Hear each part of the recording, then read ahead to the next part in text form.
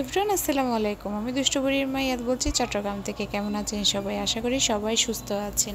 সংসারে দেখা যায় প্রতিদিনের কাজের ধরন একই রকম হয়। আজকে সকালে বারান্দায় কাপড়গুলো মেলে দিয়ে এখন ছেলের জন্য করে নিচ্ছি রোল আর অন্তন।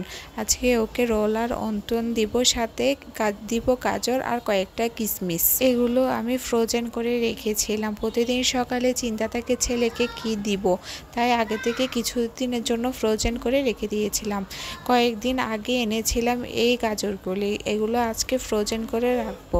একজন নারী কি না করে, ঘরে কাজ করে, বাহিরে কাজ করে, ঘরের সব কাজ তো একজন নারীকে সামলাতে হয়। নারীরা আসলে অনেক জ্ঞানী। পুরুষরা শুধুমাত্র বাহিরের কাজ সামলায়। নারীদের করে কয়টা পেঁয়াজ আছে, জিনিসপত্র কি জিনিস শেষ হয়ে গিয়েছে, সব কিছু লিস্টি করে রাখতে হয়। সবগুলো লিস্ট করে বাজার নিয়ে আবার আসতে হয়। পুরুষেরা বাসায় থাকলে বা বাজারগুলো নিয়ে আসে, কিন্তু এখন আমার বাজারও আমার নিজেরই করতে হয়। আসলে নারীরা চেষ্টা করলে সব কিছু পারে, একটু পরিশ্রম করতে হয়, ধৈর্য ধরতে হয়। নারীদের সাথে কেউ কখনো পারবে না। আল্লাহ নারীদেরকে একটি বড় শক্তি দিয়ে এই পৃথিবীতে পাঠিয়েছে। অনেক বড় মনোবল আছে নারীদের মধ্যে, যার কারণে নারীরাই সব কিছু সামাল দিতে পারে। বাচ্চা জ্বালাতন সহ্য করতে পারে একজন মা। আমি চিন্তা করি আমি দুইটা বাচ্চাকে কিভাবে সামলাবো। আমার নিজের বড় বাচ্চাটা অনেক বেশি দুষ্ট, মেয়েটা মাশাআল্লাহ অনেক বেশি শান্ত। সেই সকাল শুরু হয় ওর দুষ্টামি দিয়ে, রাতে ঘুম পাড়ানোর সময় ওর দুষ্টামি শেষ হয়। অনেক বেশি ক্লান্ত হয়ে যায় শুধুমাত্র ওর দুষ্টামির জন্যে। আমার কাছে কাজ তেমন বেশি ভয় লাগে না, কাজকে আমার ভয় লাগে না। আমি পারি কাজ করতে মাশাআল্লাহ।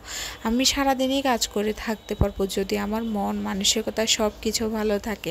কাজের মধ্যে দিয়ে থাকলে আমার কোনো চিন্তা লাগে না, কোনো আজেবাজে টেনশনে মাথা দিয়ে আসে না। যাদের কোনো কাজ থাকে না তারা অন্যের জিনিসপত্র, অন্যের কাজকর্ম নিয়ে অনেক বেশি মাথা ঘামায়। এই রোজা রমজানের দিনে গীবত না করে, কারো সম্পর্কে খারাপ কথা না বলে নিজেরা নিজেদের মতন থাকুন, নিজেরা নিজেদের কাজ নিয়ে ব্যস্ত থাকুন। দেখবেন আল্লাহর কাছেও আপনি ভালো বান্দা হয়ে যাবেন। এই যে এখন আমি এভাবে কেটে ডিপ ফ্রোস্ট করে বক্সের মধ্যে রেখে দিব। পরের ভিডিওতে আপনাদেরকে কিভাবে রেখেছি তা দেখিয়ে দিব। এখন আমি চিকেন ভিজিয়ে রেখেছি, ভিজানোর পর ওগুলো ভালো মতো ধুয়ে নিব। সকল কাজ আমি জুমার আজানের আগে করে নিচ্ছি। আজকে শুক্রবার, কিছু নামাজ অন্য দিনের থেকে বেশি আছে। আমার ঘরে একদিন পর পর মুরগি থাকবে। আমার ছেলে মাছ দিয়ে ভাতই খেতে চায় না, ওর জন্য আমার সবসময় মুরগি রান্না করতে হয়। এখানে মুরগির পাগুলো সিদ্ধে বসিয়ে দিলাম। আজকে মুরগির ঝোল রান্না করব ছোট ছোট দেশি আলু দিয়ে। আমার বড় বড় রেখে ছোট ছোট দেশি আলুগুলো দিয়ে মুরগির ঝোল খেতে খুব বেশি ভালো লাগে। আজকে শুধু ছেলের জন্য না, আমাদের সবার জন্যই চিকেন রান্না করে নিব। মাংসগুলো ভালো মতো ধুয়ে রাখলাম। রান্না করব ইফতারি যখন ভাজা পোড়া করব ঠিক সেই সময়। এখন সবগুলো ধোয়া ফেলা করে রেডি করে রাখছি। এখন আমি মুরগির পাগুলো একে একে করে সবগুলো ছিলে নিব। দেখুন দুষ্টুবুড়ি দোলনায় দোল খাচ্ছে। আমি ওকে দোলনায় দোল দিয়ে আমি নামাজের শেষে একটু কোরআন তেলাওয়াত করে নিচ্ছিলাম। ইফতারের সময় কিছুক্ষণ বাকি, এখানে আমি ছোলা বুটগুলো সবগুলো মেখে নিচ্ছিলাম। আজকে করেছিলাম সুজির পোলাও।